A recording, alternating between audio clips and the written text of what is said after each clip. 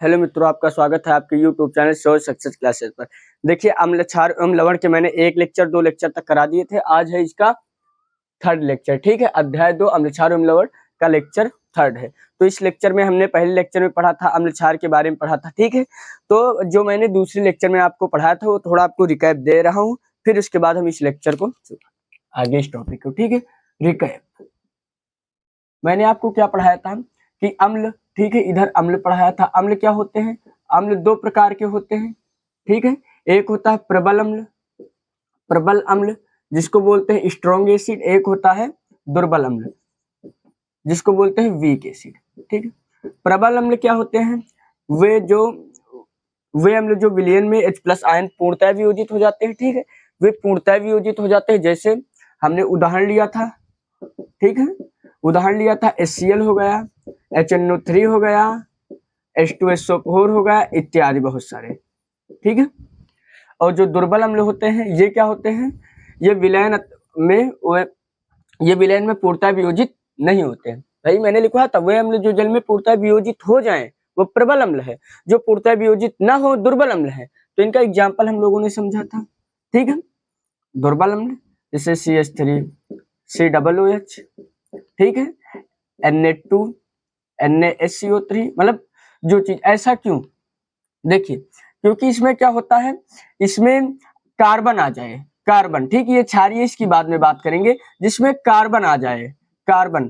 क्योंकि नोट में मैंने लिखाया था, क्योंकि आयनन की मात्रा कम होती है। आयनन की मात्रा जो उनकी होती है कम होती है। ठीक है, अगर आपके पास क्वेश्चन आए दुर्बल अम्ल होते हैं क्यों, तो आप लिखेंगे क्योंकि उसमें आयनन की मात्रा कम होती है। आयनन बोले तो जो घुलने की मात्रा है H+OH की मात्रा है वो होती है। ठीक है, तो इस तरह हम लोगों ने एग्जाम्पल से प्रबल अम्ल, दुर्बल अम्ल, ये सारी चीजें समझी थी, परिभाषाएं भी लिखी थी। तो आज हम देखते हैं नेक्स्ट टॉपिक अपना। ठीक है, तो ये बात आप लोगों के समझ में आई। अब देखिए, अब एक टॉपिक है नमक। अब हम नमक के बारे में यहाँ पर पढ़ेंगे, जिसको बोलते हैं लवण।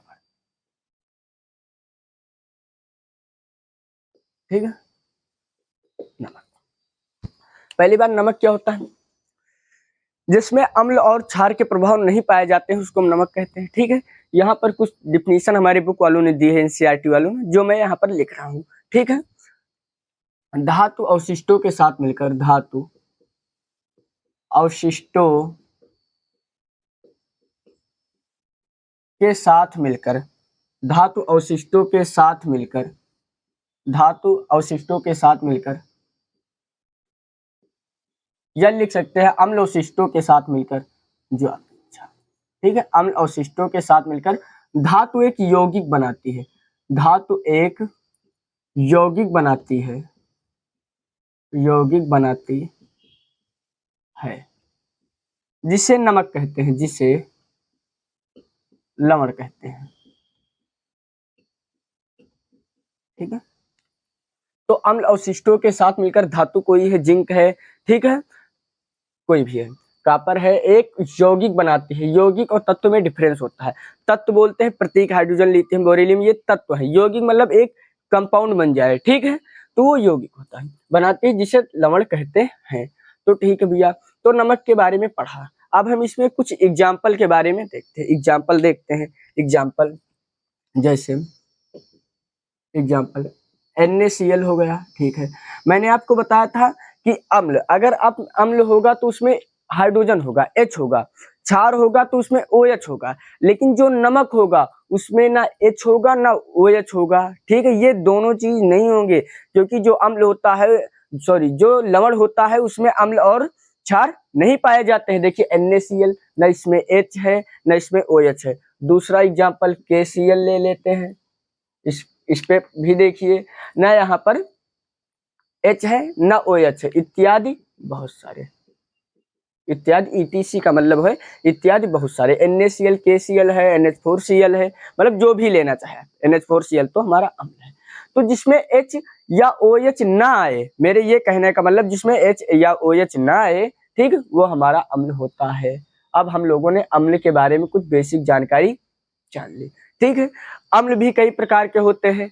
आपने फिटकरी के बारे में पढ़ा होगा, K2SO4, Al2 ठीक है, देखिए जो हमारा लवण है, नमक, सॉरी, जो नमक है NaCl KCl है, ठीक है, ये क्या हमारा नमक है। नमक ये कई प्रकार का होता है, लवण कई प्रकार का होता है, द्वि लवण है, एक लवण है, संकर लवण है। तो यहाँ पर हम केवल परिभाषा और एग्जाम्पल देखेंगे, ठीक है, और आगे हम देखेंगे इनके प्रकार। तो यहाँ पर जो नमक है, जैसे एक क्वेश्चन आता है बोर्ड एग्जाम में कि फिटकरी कौन सा नमक है, जो फिटकरी भैया उसमें कौन सा नमक है, तो वो दिक लवण है, ठीक है। फिटकरी कैसा लवण है, दिक लवण है, ये आप याद रखना, 1 नंबर में पूछा जा सकता है। अब हमने नमक के बारे में जानकारी कर ली, अम्ल पढ़ लिया हम लोगों ने, क्षार पढ़ लिया, नमक पढ़ लिया। अब पढ़ते हैं कि जो धातु है वो अम्ल के साथ अपक्रिया करती है तो क्या बनता है। अब हमारा इसके बाद नेक्स्ट टॉपिक है एनसीईआरटी में, जो अम्ल है, अम्ल धातु के साथ कैसे अपक्रिया करती है, कैसे अपक्रिया करती है, अपक्रिया करती है, ठीक है। तो जो अम्ल धातु के साथ कैसे अपक्रिया करती है ये पढ़ेंगे।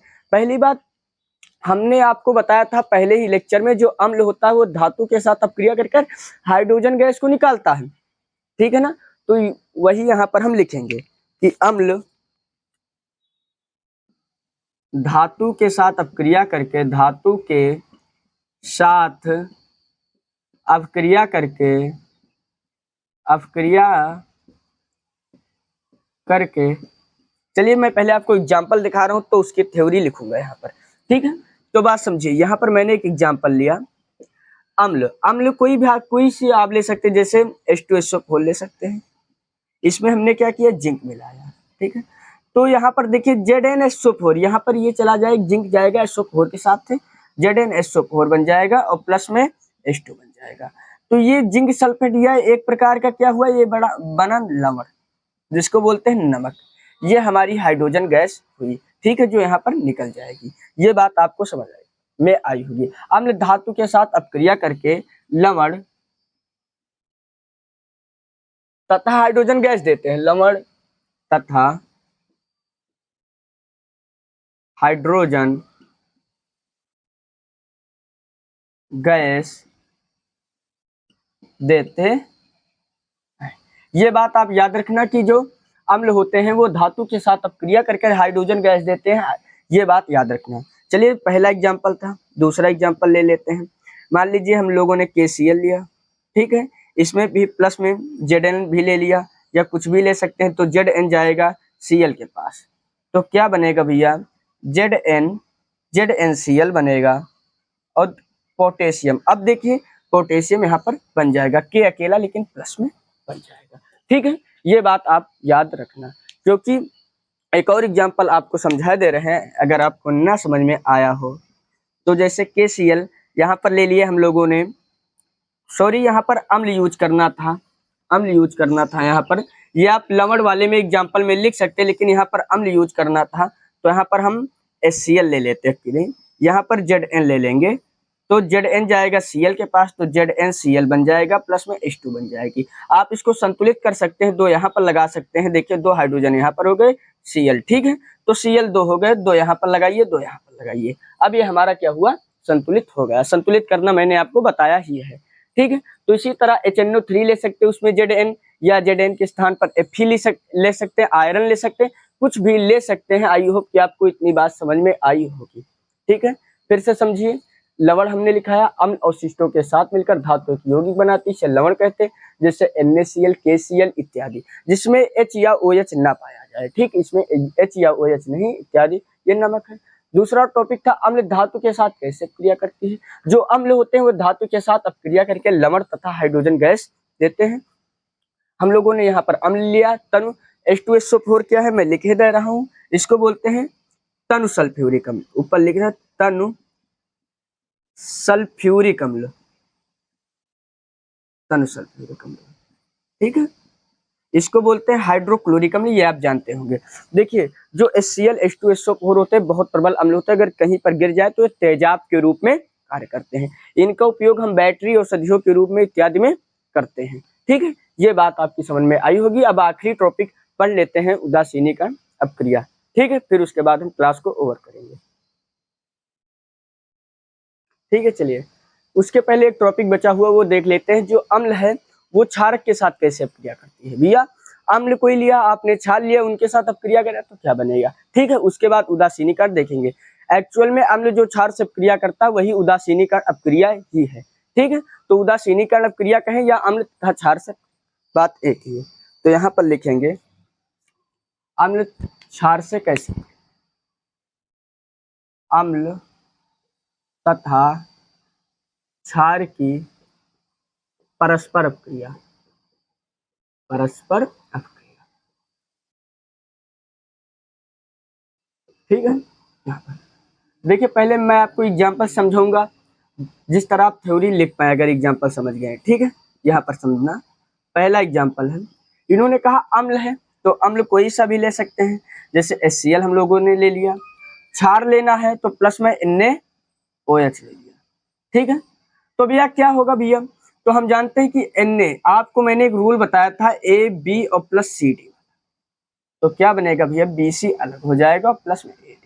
अगर आप ये याद रखेंगे तो आपसे कुछ रिएक्शन हो जाएंगे। ठीक है, आधी से ज्यादा रिएक्शन आपकी हो जाएंगी अगर आप ये रूल रखेंगे कि AB प्लस CD होगा तो BC प्लस AD। ठीक है, इसी तरह A इसको मान लेते हैं, B इसको मान लेते हैं, ठीक है, C इसको मान लेते हैं, D इसको मान लेते हैं, तो BC बनेगा। BC का मतलब क्या हो भैया, A ये है, B ये है, C है, D है, मैंने समझाया है। तो BC बनेगा, इसका मतलब NaCl बनेगा, NaCl बन गया प्लस में एक हाइड्रोजन, ये एक हाइड्रोजन मिलकर दो हाइड्रोजन हो गया, एक ऑक्सीजन ना, ऐसे। ठीक है, तो ये हमारी क्या हुई, जब अब यहाँ पर थ्योरी लिखेंगे तो ये बन गया लवण और ये बन गया। ठीक है, तो ये याद रखेंगे। लिखिए अम्ल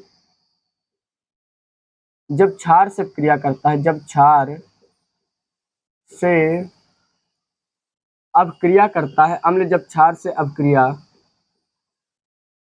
करता है तो लवण तथा, तो लवण तथा जल बनाता है, जल बनाते हैं, जल बनाते। ठीक है, जब अम्ल, ठीक है, अम्ल जब क्षार से क्रिया करते हैं तो लवण तथा, करते हैं तो लवण तथा जल बनाते हैं। ये बात आपको समझ में आई होगी। अब यहाँ पर हम एग्जाम्पल लिख रहे हैं, इसको मिटाकर। ठीक है, यहाँ पर हम ऐसे आपको समझा रहे हैं, तो एग्जाम्पल पहले हम यही वाला लिख लेते हैं। हम लोगों ने क्या लिया था, HCl लिया था, प्लस में यहाँ पर क्षार लेना है तो NaOH लिया था। ठीक है, Na जाकर Cl से जुड़ेगा तो NaCl हो जाएगा प्लस में H2O। ठीक है, दूसरा एग्जाम्पल ले लेते हैं, जैसे H2SO4 ले लिए और प्लस में, ठीक है, KOH ले लीजिए, KOH हो गया। ये क्या बनेगा, KSO4, लेकिन यहाँ पर K2SO4 बनेगा, क्यों बनेगा मैं आपको बता रहा हूँ, और प्लस में H2। ठीक है, यहाँ पर KSO4 नहीं बनेगा क्योंकि मैंने आपको संयोजकता निकालना भी बताया है। ठीक है, पोटेशियम 19 नंबर पर होता है दो। ठीक है, तो यहाँ पर क्या होगा, देखिए चलिए यहाँ पर समझते हैं कुछ बात। K2SO4, ठीक है, जो पोटेशियम होता है, पोटेशियम, इसका क्या होता है, 19 परमाणु क्रमांक होता है।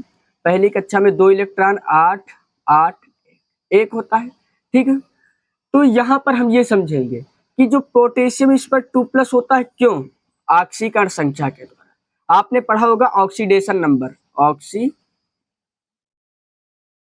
जो भी लिखा जाए, ऑक्सीडेशन नंबर, ऑक्सीकरण संख्या, ऑक्सीकरण संख्या आपने पढ़ी होगी। ठीक है, मैंने भी पढ़ाया है रासायनिक अपक्रिया एवं समीकरण में अपचायक उपचायक के रूप में। तो उसमें क्या होता है, इस पर 2 आता है क्योंकि K2SO4 का अगर हम तोड़ेंगे, अगर इसको हम एक्वस रूप में तोड़ेंगे, बल्कि सॉलिड होता है, इसको तोड़ेंगे तो यहाँ पर K2+ पर आएगा। ठीक है, इधर समझिए आप, जैसे मान लीजिए K2SO4 है, ठीक है, तो ये K2+ में टूटेगा, ये याद रखना।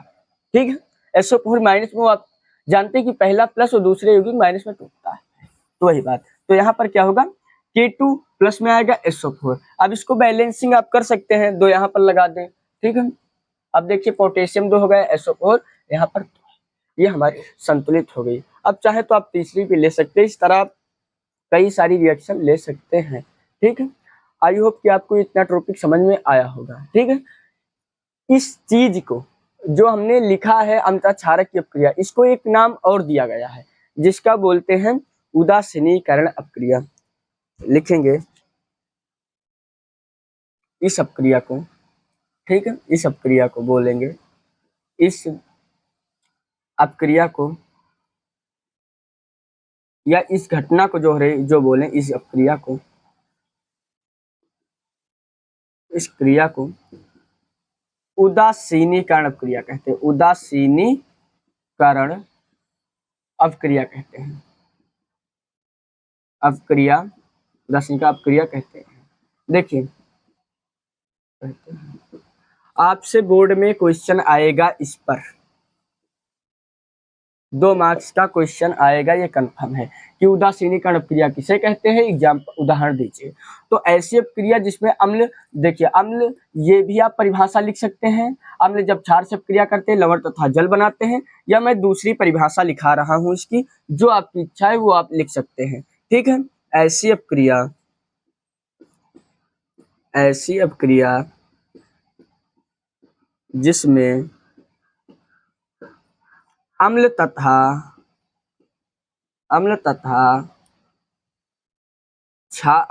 क्षार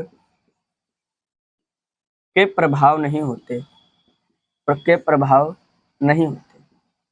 ठीक है, ऐसे अपक्रिया जिसमें अम्ल और क्षार के प्रभाव नहीं होते हैं उसे उदासीनीकरण अपक्रिया कहते हैं। उसे उदासीनीकरण अपक्रिया कहते हैं।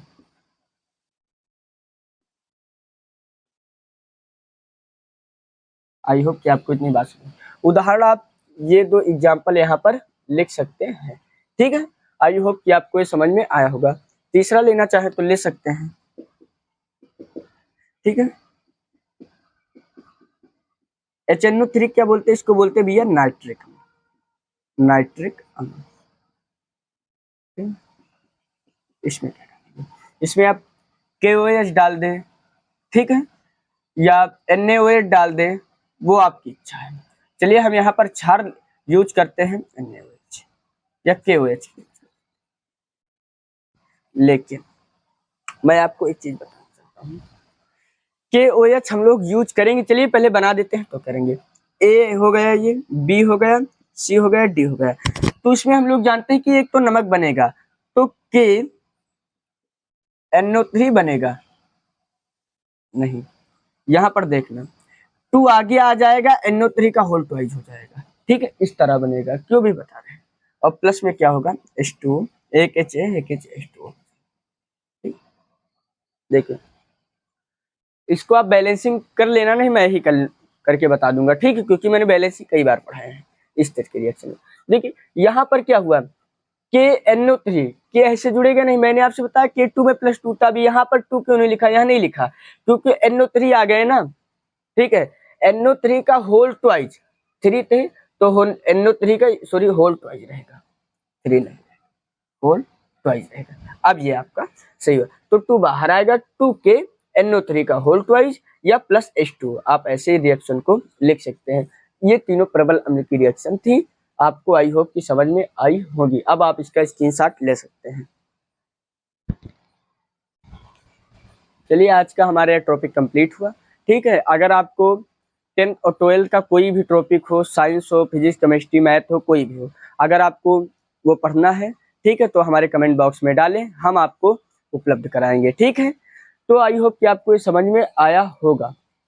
ज़्यादा से ज़्यादा सब्सक्राइब करें, समझ में आ रहा है तो वीडियो को लाइक करें एवं शेयर करें। ठीक है, इतनी बात समझ में आई होगी। अगर कोई भी टॉपिक में दिक्कत हो तो कमेंट बॉक्स में तुरंत डालें, आपके लिए हाजिर होगा। ठीक है, मिलते हैं नेक्स्ट क्लास में, तब तक कि अपना ख्याल रखिए। Thank you so much.